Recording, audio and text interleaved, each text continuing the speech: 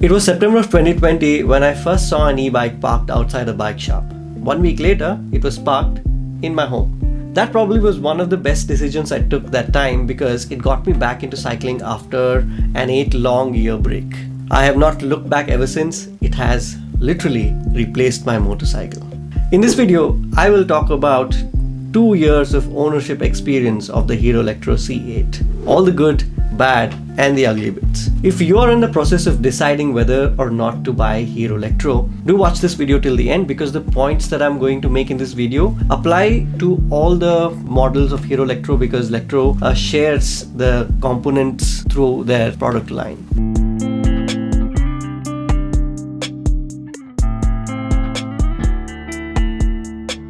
If this is your first time here, welcome. Desmos Swadesi is a channel all about e-bikes, urban cycling and all of that. If this is something of your interest, then do hit that subscribe button and click on the bell icon while you do. So let me talk about how I use this bike. I use this purely as a city commuter. I ride this to and fro from work, which is about 30 kilometers. I do not use it for leisure rides or long rides or anything because I have other bicycles that are much capable of doing that. Before you ask, I get a mileage of 35 kilometers per charge for my kind of riding style. I ride it always on pedal assist mode set to its maximum setting. I do not use the throttle mode, and the whole mileage factor varies between person to person. It depends on a lot of factors like the kind of roads you ride on. If you ride on hills, your mileage could be lesser than what I'm getting. I have, however, done a video about range testing. You can go watch it after you watch this video. Secondly, I've done a few modifications on the bike to suit my purpose.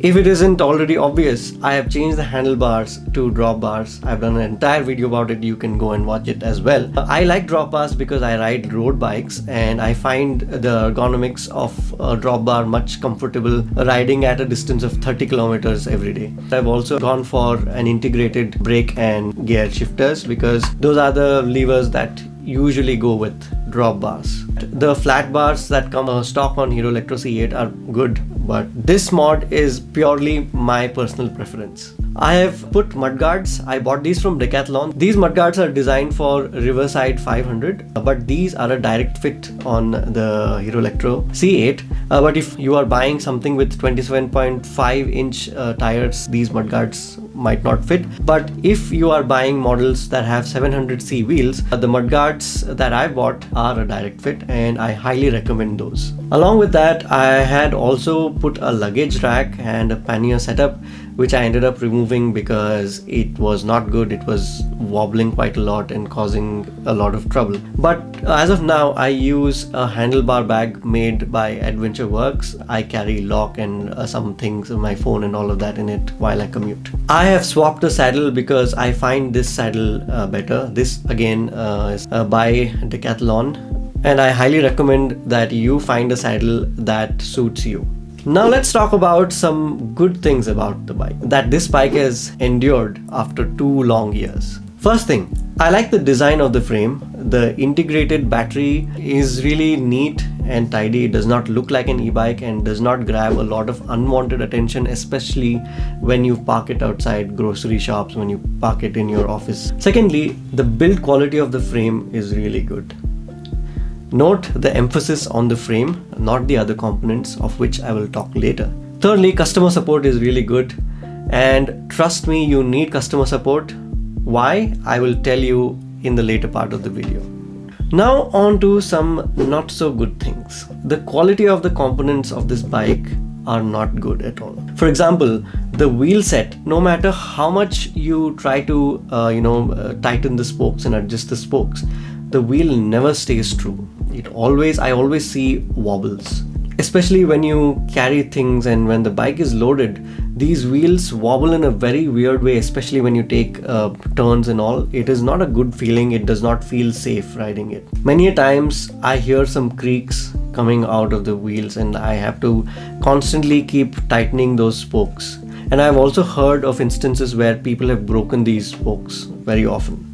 Secondly, the brakes. The brakes are very annoying. No matter how much you try to adjust it, I always end up hearing the rubbing sound of on the rotors, and no matter how much I try, it needs constant adjusting every now and then, every once in 2 weeks, or even sometimes twice in 1 week.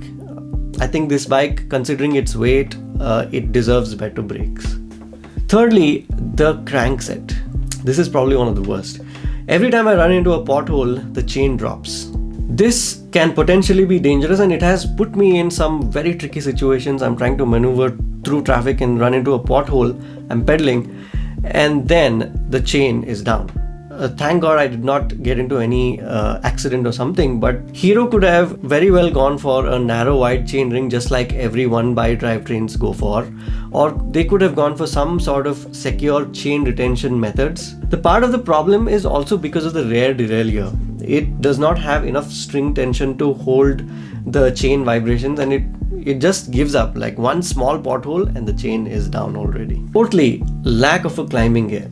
This bike is really heavy. It's about 20 kilos, and with all of the accessories that you add, it will cross 21 kilos. If your battery runs out somewhere, the gearing is not low enough for you to pedal through hills or flyovers and all of that. You tend to get tired very easily.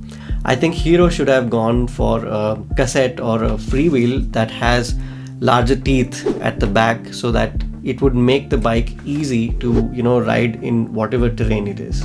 Clearly, these components are not designed for this e-bike. Hero literally shares these components from their other, I think, Hero Sprint line or their other hybrid line, because this bike produces more torque. It has more system weight, which these group sets and brakes are not capable of handling. Now on to the ugly bit.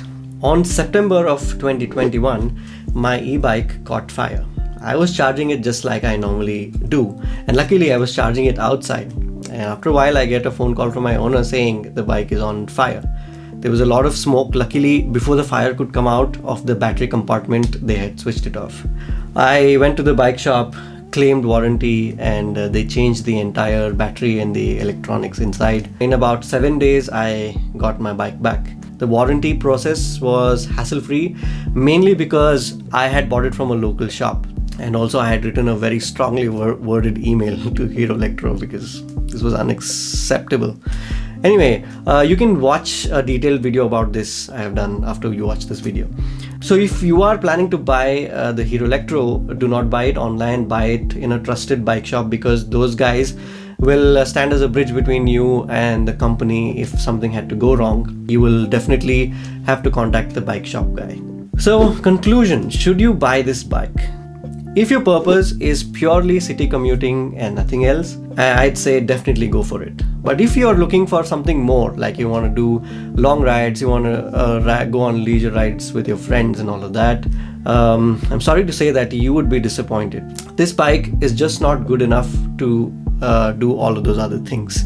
If you want to do that, you are better off with a good hybrid. At the same price, you get some great hybrid bikes. But then if your purpose is only to commute to your office and do commute duties, then Hero Lectro is an excellent choice. That's all I have to say about the Hero Lectro. I've been using it extensively and I will continue to use it. If you've liked this video, give this video a thumbs up, and I will see you in the next one.